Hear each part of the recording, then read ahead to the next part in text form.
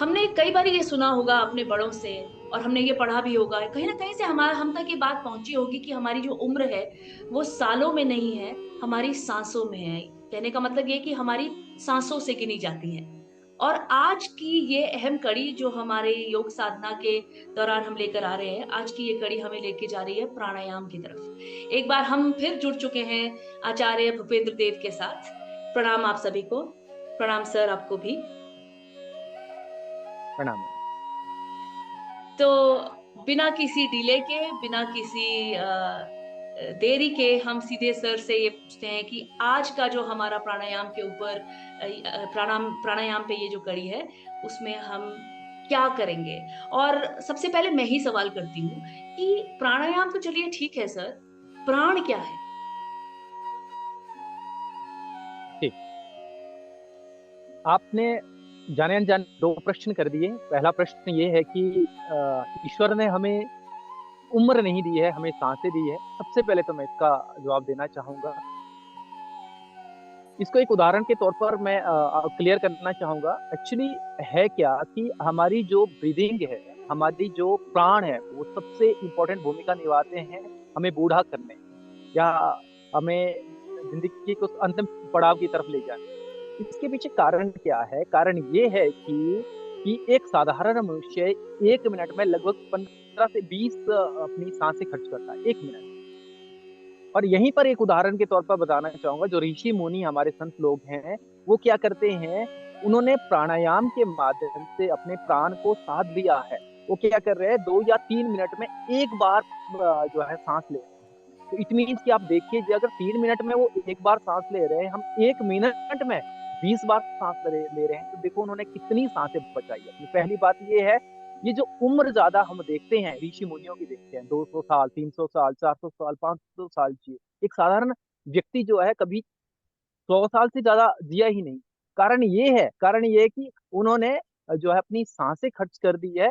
ऋषि मुनियों ने अपनी सांसें बचा करके रखी है, इसलिए उनकी उम्र जो है 400, 500, 600 साल जो है जिंदा रहे हैं वो। तो ये जो सारी की सारी कड़ी है, ये जो लंबी उम्र की, कभी बूढ़ा नहीं होने की, ये सारी की सारी कड़ी हमारी योग की इस महान विधा के साथ जुड़ी है। तो ये महान विधा प्राणायाम। ये आपके पहले प्रश्न का जवाब था। सेविंग डिपॉजिट जो सुनना ही दे रहा है मुझे जब आप कह रहे हैं सेविंग डिपॉजिट, हमारी उम्र का सेविंग डिपॉजिट। बिल्कुल बिल्कुल सही कहा, बिल्कुल अच्छी उदाहरण के तौर तरीके से आपने इसको स्पष्ट किया। और दूसरा आपका जो प्रश्न है वो था कि प्राण क्या है। जी। तो प्राण के बारे में जानने के लिए मैं आपको सीधा सीधा आयुर्वेद की तरफ ले जाना चाहूंगा। एक लाइन में इसको बड़े स्पष्ट तरीके से क्लियर किया है कि प्राण यति जीवयति इति प्राण। यानी कि जीवन के लिए अगर कोई सबसे महत्वपूर्ण चीज है तो वो केवल और केवल प्राण। इसी को आगे स्पष्ट इस तरह से किया कि हमारे 3 दोष बताए गए। शरीर में विद्यमान 3 दोष होते हैं। वो 3 दोष होते हैं वात, पित्त और कफ। अब जी। इसको बहुत साधारण भाषा में अगर हम इसको समझने का प्रयास करें, तो वात का मतलब वायु है। साधारण शब्दों में बोल रहा हूँ मैं, गहराई से तो अनंत है ये। और वात का मतलब वायु, पित्त का मतलब अग्नि, और कफ का मतलब हो गया जल। ये 3 चीजें हमारी शरीर के आधार बताए गए, 3 दोष बताए गए। ये जो पहला है, वात जो है, वायु है, इसको आगे 5 भागों में विभाजित किया गया है वात को। वो जो वात है, इसी को प्राण कहा गया है। तो ये जो 5 प्रकार के प्राण हैं, इससे जुड़ा है हमारा प्राणायाम। पहली बात ये है। दूसरी बात ये है कि साधारण तरीके से अगर हम इसको समझने का प्रयास करें, या साधारण मनुष्य जो इस चीज को समझते हैं कि प्राण क्या है, वो सिंपली सिंपली जो हम सांस भर रहे हैं, सांस छोड़ रहे हैं, मीन्स की जो हमारी सांस है, उसको प्राण का नाम देते हैं। जी। ये भी गलत नहीं है। हमारी सांसें प्राण का आधार है, लेकिन एक पार्ट है। हमारे प्राण का पहला पार्ट हमारी सांसें हैं। इसके अलावा जो आगे जो 4 भाग है, वो अलग ही है। जी सर। तो ये लगभग लगभग प्राण है। जी। तो प्राण जब हम समझें, जिस तरह से हमने समझे हैं, तो प्राणायाम का क्या मतलब है हमारे ग्रंथों के हिसाब से। जी। अब हमने नॉर्मल भाषा में अभी तक समझा कि प्राण है जो हम सांस, जो हमारी सांसें हैं लगभग, उनको प्राण के नाम से जाना गया साधारण भाषा में। अब जो इसकी आंतरिक व्याख्या है, विस्तृत व्याख्या है, वो किसी और दिन हम क्लियर करेंगे। तो जी, जो सांसों का जो हमारा आदान प्रदान है, इसको प्राण कहा गया। तो इट मीन्स कि जो प्राणायाम है, वो इसी प्राण का पार्ट है। अब कैसे है, उसको समझने का प्रयास करते हैं। सीधे सीधे महर्षि पतंजलि जी की तरफ ले जाना चाहूंगा मैं। महर्षि पतंजलि जी ने पातंजल योग सूत्र में एक सूत्र दिया है कि हम जो सांसों को, जो हमारी कार्यविधि रहती है, वो दो तरह की रहती है, सांस भरना और छोड़ना। प्राकृतिक रूप से ये लगातार लगातार चलते रहे। जी, तो इसको महर्षि पतंजलि जी ने तीन भागों में विभाजित किया है। एक बोला उन्होंने सांस भरना, पूरक जिसे कहा है। एक बोला उन्होंने सांस छोड़ना, जिसको रेचक कहा गया है। जी, इसके बीच में इन्होंने एक कड़ी और दी, वो दी कुंभक की, सांस भर करके रोकना या छोड़ करके रोकना। तो ये जो जी। कुंभक वाली विधि है, जो सांस रोकने वाली जो विधा है, इसी को इसी को जो है महर्षि पतंजलि जी ने आगे चल करके प्राणायाम के रूप में परिभाषित किया है। यानी कि सांस भरी हमने, भर करके रोकी, यथाशक्ति हम रुके वहां पर, फिर छोड़ दिया हमने। तो ये पूरक, कुंभक और रेचक, जब ये एक लयबद्ध तरीके से चलता है, तो वही प्राणायाम। सर ऐसे समझ में आ रहा है, जैसे जब जब आप एक्सप्लेन कर रहे हैं, जैसे एक दिन चढ़ता है और ढलता है, फिर एक नया दिन चढ़ता है और ढलता है, तो पूरक, रेचक,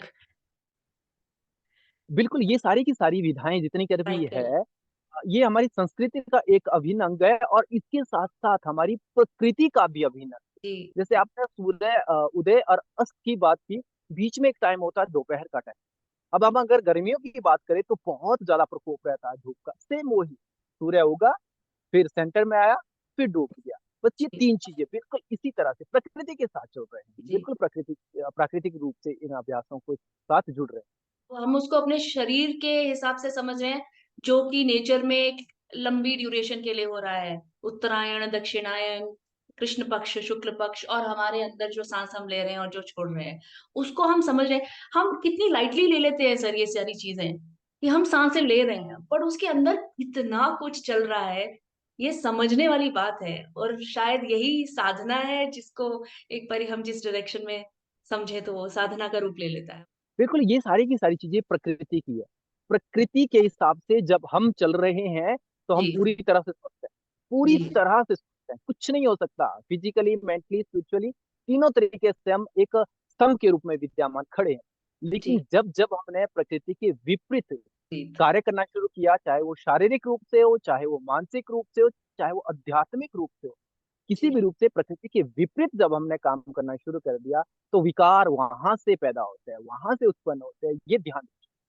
तो सर हमारे प्राण किस-किस तरह किन-किन तरह के होते हैं? और प्राणों और नाड़ियों का आपस में क्या तालमेल है?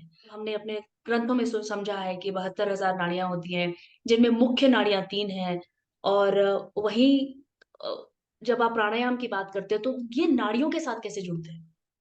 बहुत ही बड़ा प्रश्न है, और बहुत ही महत्वपूर्ण प्रश्न। दोनों कड़ियां हैं इसके साथ जुड़ी हुई। जी, नाड़ियों का मतलब होता है हमारे शरीर में एनर्जी को ले जाने वाले जितनी कर भी सोर्सेज अंदर है, वो जी, हमारी नाड़ियां।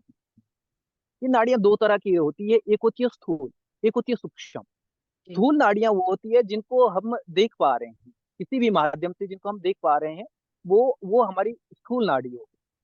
हमें पता लग रहा है कि हमारे शरीर में नर्व्स हैं, नाड़ियां हैं, यहाँ से ब्लड जा रहा है, एनर्जी जा रही है, आ रही है, लगभग हमें पता चल रहा है।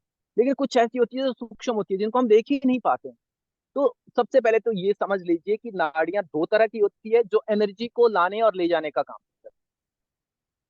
तो ये जो 72,000 नाड़ियों का जिक्र आपने किया, बहुत सारे ग्रंथ हमारे ऐसे हैं जो इस चीज की पुष्टि करते हैं कि हमारे शरीर में 72,000 नाड़ियां हैं। ये स्थूल और सूक्ष्म शरीर के रूप में विद्यमान होती है।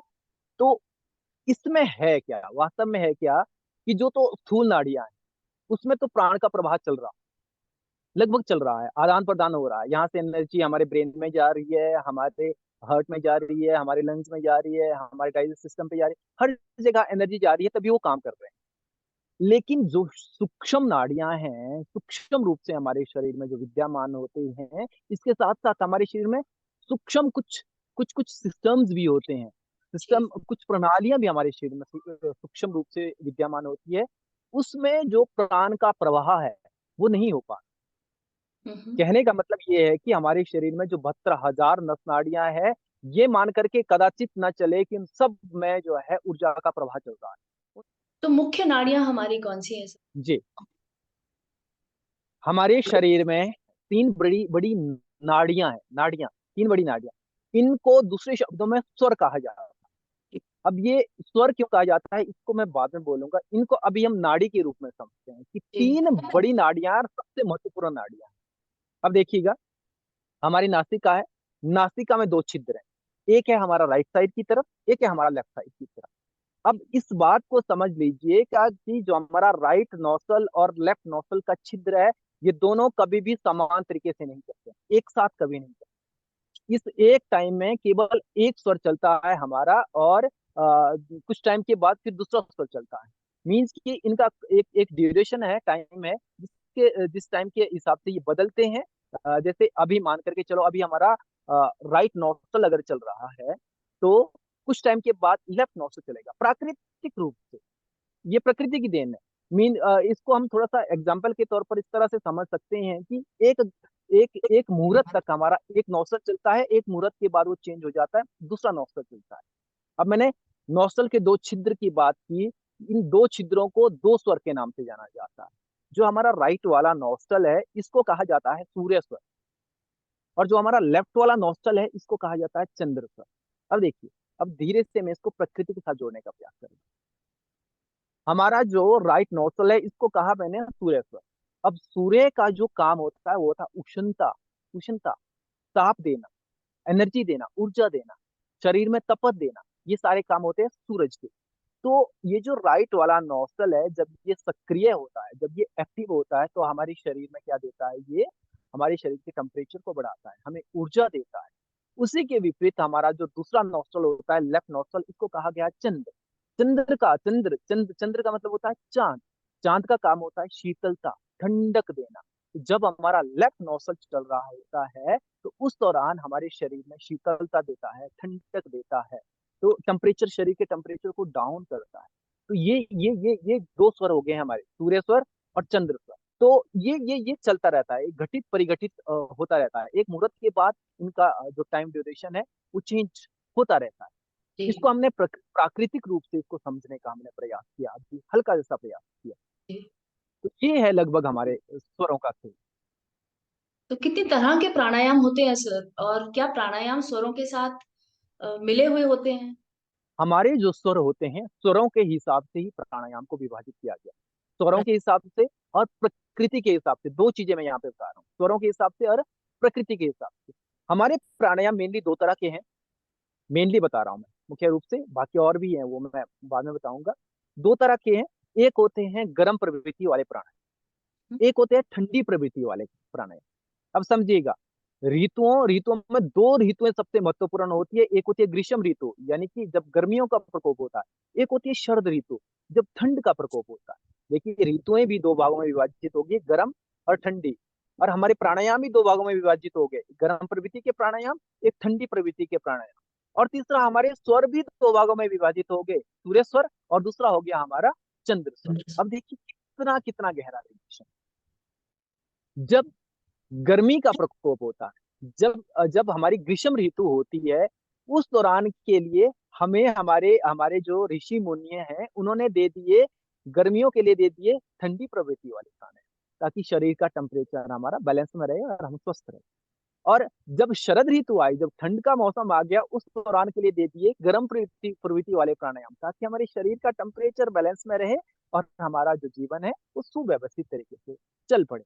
अब देखिए, थोड़ा सा बताना चाहूंगा कि जो ठंडी प्रवृत्ति वाले प्राणायाम है, उसमें चंद्रवेदी प्राणायाम हो गया, शीतकारी प्राणायाम हो गया, शीतली प्राणायाम हो गया। इस तरह से अनेकों प्राणायाम हैं जो हम गर्मियों में कर सकते हैं। और सर्दियों के लिए क्या कर दिया उन्होंने, सूर्यभेदी प्राणायाम दे दिया, उज्जयी प्राणायाम दे दिया, भस्त्रिका प्राणायाम दे दिया, जो शरीर के टेम्परेचर को बैलेंस करने का काम कर रहे हैं। तो ये प्राकृतिक रूप से हमें ये ज्ञान दिया है हमारे ऋषि मुनियों ने, हमारे देवी देवताओं ने, जिसको हमें संजोने की आवश्यकता है, समझने की आवश्यकता है। अगर अपने आप को हेल्थी रखना है, स्वस्थ रखना है, शारीरिक, मानसिक और आध्यात्मिक रूप से, तो इस चीज को जानना बहुत जरूरी है। जी। तो जिस तरह से आपने समझाया ना, मुझे ये भी शायद मैं कनेक्ट कर पा रही हूँ कि ब्लड प्रेशर भी कंट्रोल हो पाएगा इस तरह से तो। इस ये सही है मेरा सोचना इस तरह से? बिल्कुल सही है, बिल्कुल सही है। इसको तो मैं क्लियर ही कर देता हूँ। अगर कोई ब्लड प्रेशर का पेशेंट है, जी। वैसे 90% लोग जो है ब्लड प्रेशर से जूझ रहे हैं, क्योंकि वो प्रकृति के हिसाब से चल ही नहीं रहे हैं। प्रकृति के विपरीत जब काम कर रहे हैं तो ये सारी चीजें आएगी। फिर भी अगर ब्लड प्रेशर की दिक्कत है, उन्हें दवाइयां ले रहे हैं, तो उन्हें क्या करना है? जिनका ब्लड प्रेशर हाई है, समझिएगा, हाई का मतलब है सूर्य स्वर सक्रिय है। हाई ब्लड प्रेशर का मतलब है सूर्य स्वर सक्रिय है, उसको शांत करना है। उसको शांत करने के लिए क्या करना है? हमें हमें अपने राइट नोस्ट्रल को बंद करना है। इस तरह पूरा बंद किया राइट नोस्ट्रल, लेफ्ट से ही सांस बननी है, लेफ्ट से ही सांस छोड़नी है, लेफ्ट से ही सांस बननी है, लेफ्ट से ही सांस छोड़नी है। ये कम से कम 60 से 70 बार दोहराना। 70 बार। जब भी ये समय मिले, दिन में कभी भी, सुबह शाम, जब भी समय मिले, इस चीज को कीजिए। इस चीज को जब करेंगे, मैं ये गारंटी के साथ कह रहा हूँ कि 1 हफ्ते के अंदर अंदर उनका जो ब्लड प्रेशर है वो नियमित तरीके से चलना शुरू हो जाएगा। तो आपने हाई ब्लड प्रेशर का बताया, सूर्य स्वर को बंद करके चंद्र स्वर से सांस लेने का, और इसका उल्टा हम लो ब्लड ब्लड प्रेशर के लिए कर सकते हैं, चंद्र स्वर को बंद करके सूर्य स्वर से सांस लेने का। ये तो ब्लड प्रेशर की बात कर रहे हैं आप। शरीर की 90% जो विकार है उनको केवल और केवल स्वरों के माध्यम से ठीक किया जा सकता है। मुझे आपकी बातें सुन के ये रियलाइजेशन हो रही है कि ये बहुत ही इम्पोर्टेंट ज्ञान है, और हम प्राकृतिक रूप से स्वस्थ रहना किस तरह से है, अपने आप को नेचर की साइकिल के साथ अलाइन कर लेंगे। जैसे भी आपने बोला, जब भी हम विपरीत चलते हैं तो विकार पैदा होते हैं हमारे अंदर। सो नेचर की साइकिल के साथ जितना अपने आप को अलाइन करेंगे, तो सर एक कंफ्यूजन रहती है कि सही तरीका क्या है योगिक माध्यम से सांस लेने का? वेस्ट में या कहीं भी ऐसी धारणाएँ शायद हैं कि जब साँस लेना है तो पेट को दबा के रखना है, और साँस लेते हैं तो छाती फुलाएँगे और शायद गर्दन भी ऊपर जाएगी और कंधे भी ऊपर जाएँगे। तो क्या है गलत, ये सॉरी, सही तरीका क्या है साँस लेने का? और उससे क्या होता है जब हम सही तरीके से साँस नहीं लेते तो? मुझे लग रहा है कि बहुत लोग इस तरह की गलती कर रहे होंगे। अब मैं इसको एक्सप्लेन करूंगा, लेकिन एक उदाहरण के तौर पर। हमने एक गुब्बारा लिया, एक गुब्बारे में वायु भर रहे हैं, और जब हम उसमें वायु भर रहे हैं तो वो फूल रहा है, सिंपल जैसी भाषा में। तो गुब्बारा जब फूलता है तो उसकी स्थिति ये होती है, लगभग इस तरह। तो उस गुब्बारे का मेन पार्ट मान करके चलो कि हमारा पेट है। तो जब हमने सांस भरी तो सबसे ज्यादा प्रभाव हमारे पेट पे जाएगा। पेट हमारा पहले हल्का सा बाहर की तरफ आएगा, जितना संभव हो सके। अब देखिए, गुब्बारे का जो ऊपर वाला पार्ट होता है उसमें हवा भरती है, लेकिन उसका जो शेप होती है वो लगभग बहुत कम होती है। तो हमारी छाती जो फूलेगी वो बहुत नहीं फूलेगी, एक प्राकृतिक रूप से एक हल्का जैसा फुलावट उसमें आएगी, और पेट पे मेनली ज्यादा काम रहेगा। ये ध्यान देने वाली बात है। इसको वैज्ञानिक तरीके से भी इस चीज की पुष्टि जो है विज्ञान करता है कि जब हम सांस भरते हैं तो हमारा जो डायफ्राम होता है, उसकी कार्यविधि के कारण हमारा पेट जो है बाहर की तरफ जो है फूलता है। तो हमारे जो छाती या कंधों के साथ कोई लेना देना नहीं है। ये तो मेरे मायने से और मेरे अनुभव के मायने से ये बहुत गलत है। अगर इस तरह से कर रहे हैं तो वो गलत तरीके का प्रयोग कर रहे हैं। और जब सांस छोड़ रहे हैं तो जाहिर सी बात है कि जब गुब्बारे से हम हवा बाहर निकालेंगे, सबसे पहले पेट अंदर आ जाएगा, धीरे धीरे हमारी छाती वो भी अंदर की तरफ आएगी। तो ये एक प्राकृतिक रूप से है। इसमें हमें हमें छेड़ने की जरूरत नहीं है इस प्रकृति के साथ। ये प्रकृति ने हमें दिया, जिस रूप से दिया है इसको उसी रूप से स्वीकार कीजिए, स्वीकार कीजिए। तो ये इसमें बहुत ज्यादा ध्यान देने वाली आवश्यकता है। आवश्यकता, मैंने बहुत लोगों को ऐसे भी देखा है जो सांसें गलत तरीके से ले रहे हैं। जब वो सांस भर रहे हैं तो पेट को अंदर की तरफ खींच रहे हैं, जब सांस छोड़ रहे हैं तो पेट बाहर की तरफ आ कितनी मेहनत कर रहे रहा है। होंगे वो। हाँ, वही। तो यहाँ से क्या हो रहा है? यहाँ से ये हो रहा है कि हमारे शरीर में जो सिस्टम्स हैं, जी, सिस्टम है, उनको दबाव, प्रेशर में डाल रहे हैं। जी, प्रेशर, एक डायफ्राम है, उसकी अपनी एक कार्य विधि है। अब जब वो अपने हिसाब से ना काम करके उसको हम अपने मतलब उसको विपरीत दिशा में उससे काम कर रहे हैं, तो इसका जी, पूरा का पूरा प्रभाव हमारे संपूर्ण शरीर पर पड़ता है। और यहाँ से विकार 100% आने शुरू हो जाएंगे, जी, स्वाभाविक आने शुरू हो जाएंगे, जब कोई चीज ढंग से कर ही नहीं रही। जी, तो ये ध्यान देने वाले, ब्रीदिंग सबसे इंपॉर्टेंट है प्राणायाम में, ये विशेष ध्यान दीजिए। सही तरीके से ब्रीदिंग कीजिएगा, सही तरीके से सांस लीजिएगा, छोड़िएगा, इस हिसाब से हम बता रहे जी, धन्यवाद सर। और मैं ये भी यहाँ पे पॉइंट आउट करना चाहूँगी कि हम जब भी योग सीखें, तो किसी के अंडर सीखें जो ट्रेन्ड हों, कोई टीचर हो, जिन्हें ये सब चीज़ें आती हों। सुन के और समझ के अगर हम हमारा प्रोग्राम देख भी रहे हैं, तो भी मैं ये कहूँगी कि आपको अगर कोई टीचर आपके साथ हों, तो आपको एक सही तरीके से आपको बता पाएँगे। यहाँ पे हम थ्योरी की बात कर रहे हैं, थोड़े समय के बाद हम प्रैक्टिकल भी करेंगे, तो उपेंद्र जी से डायरेक्टली जुड़ जाएँ, ताकि आप इनसे भी सीख सकें। ये एक इम्पोर्टेंट चीज़ है, थोड़े समय बाद आप खुद से कर सकते हैं और कर लेंगे। पर जो जो उनकी एक्टिविटीज़ हैं, जो तरीके हैं, वो एक बारी किसी के अंडर सीखें तो बेहतर रहेगा। हैं। मैं इस प्रश्न का जवाब देने के लिए आपको सीधे-सीधे अपने अतीत की तरफ ले जाना चाहूँगा। जी, अतीत में आज तो वर्तमान में स्कूल जा गए, उस दौरान थे गुरुकुल। जी, गुरुकुल में गुरु हुआ करते थे, गुरु लोग हुआ करते थे, आज शिक्षक होते हैं, टीचर्स होते हैं। तो जी, वो जो गुरुकुल गुरुकुल की जो शिक्षा का प्रारंभ होता था, वो योग से होता था। और गुरु का सबसे ज़्यादा सम्मान अगर हमारे अतीत में हुआ है, तो सबसे ज़्यादा सम्मान गुरु का हुआ है। और आज अगर वर्तमान परिप्रेक्ष्य की बात करें, ये जो बड़ी विधा है, योग विधा है, ये हमें हमारे सनातन ऋषि मुनियों ने दी है। अगर उन्होंने दी है, हमारे गुरु लोगों ने दी है, तो आज भी उसका उसी रूप में महत्व है। बिना गुरु के संभव नहीं है योग जैसे इस व्यवहारिक ज्ञान को समझना। अगर फिर भी आप प्रयास कर रहे हैं, तो हो सकता है आप उसको गलत तरीके से कर रहे हो उस अभ्यास को, और वो आपको नुकसान पहुंचाए। तो प्रारंभिक रूप में जब आप इस शिक्षा को ले रहे हैं, ग्रहण कर रहे हैं, किसी गुरु के सानिध्य में ही करें। मैं शिक्षक वर्ड यहाँ पे यूज नहीं करूंगा, इंस्ट्रक्टर शब्द यूज नहीं करूंगा, गुरु शब्द यूज करूंगा। इंस्ट्रक्टर आज की डेट में 2 महीने का जो है योग का कोई कोर्स करके भी कर रहे हैं। एक गुरु जी। वो है जिसने इसमें पूरी शिक्षा ली है, पूर्ण शिक्षा ली है, और अपने गुरु से ली है। उससे जो इस शिक्षा को लें, तो फायदा होगा। शारीरिक, मानसिक और आध्यात्मिक तीनों रूप से जो है फलीभूत होगा ये योग विद्या। आप ले आए सर ये 3 शब्द जो मैं पूछना चाह रही थी आपसे, शारीरिक, मानसिक और आध्यात्मिक। आपने पिछली बार हमें आसन के बारे में जब हम समझ रहे थे आपसे, तब आपने आसनों पे लेके गए थे हमारा ध्यान कि ये शारीरिक, मानसिक और आध्यात्मिक रूप से होते हैं। सो प्राणायाम के जो फ़ायदे हैं, उनको अगर इन 3 दृष्टिकोण से देखा जाए, तो वो कैसे होंगे? जी, देखिएगा, आज जो फायदों की बात करूंगा मैं, मेनली स्वरों के साथ छेड़ने का प्रयास करूंगा। जी, बाकी फायदे तो हम करते करते रहेंगे आगे वाली कड़ी में। जी, इससे पहले हमने 2 स्वरों की बात की है, सभी दर्शक गणों को ध्यान होगा। हमने कहा था सूर्य स्वर और चंद्र स्वर। राइट वाली नासिका का छिद्र जो हमारा है वो सूर्य का है, लेफ्ट वाली नासिका का जो छिद्र है हमारा वो चंद्र का है।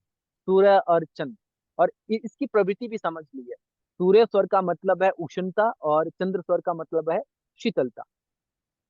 तो जो सूर्य स्वर के रूप में शरीर में जो घटित परिघटित हो रहा है, हमारे शरीर में जब एनर्जी की आवश्यकता है तब हमें एनर्जी दे रहा है वो।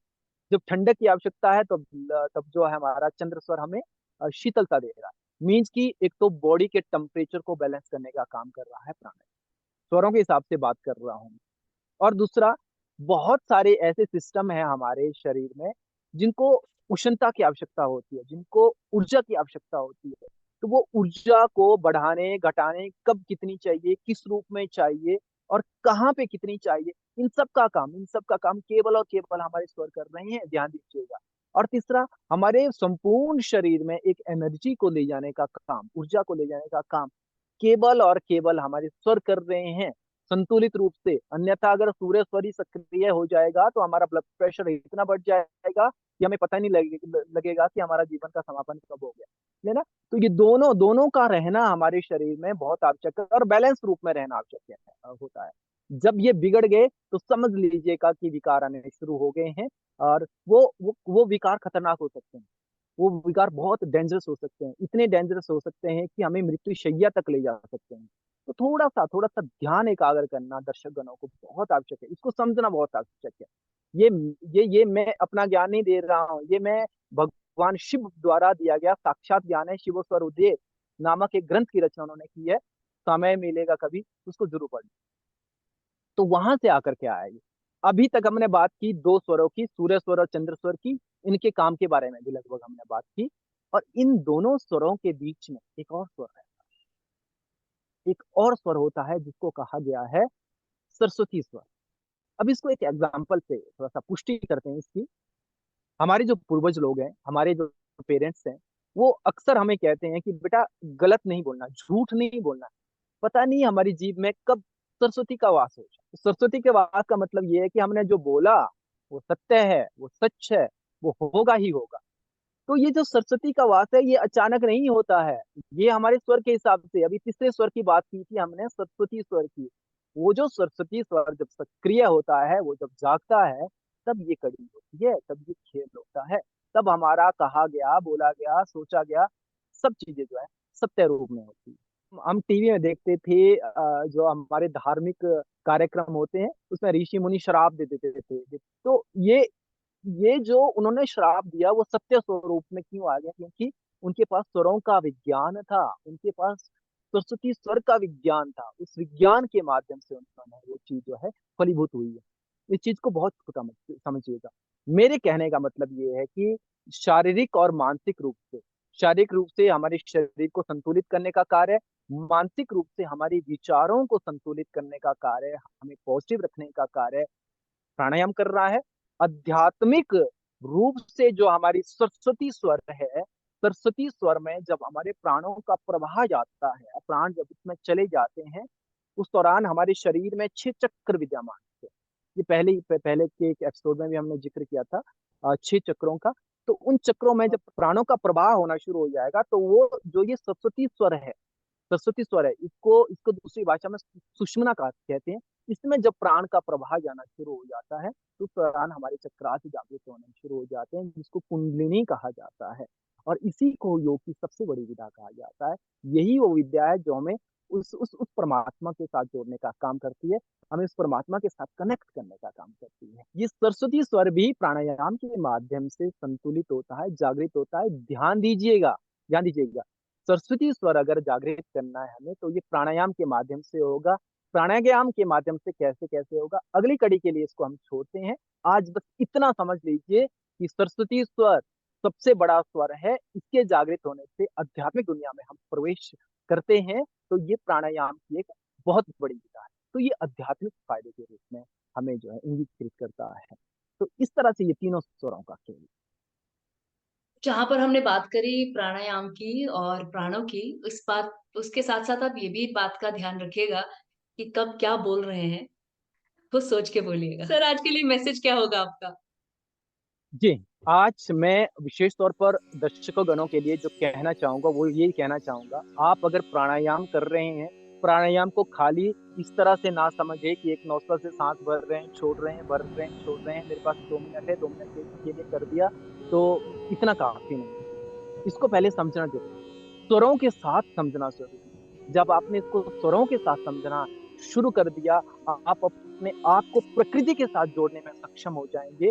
जब प्रकृति के साथ जोड़ने में सक्षम हो जाएंगे, तो उसके बाद अपने आप को साधना में ले चलिएगा, सुषुम्ना की तरफ ले चलेगा, सरस्वती की तरफ ले चलेगा।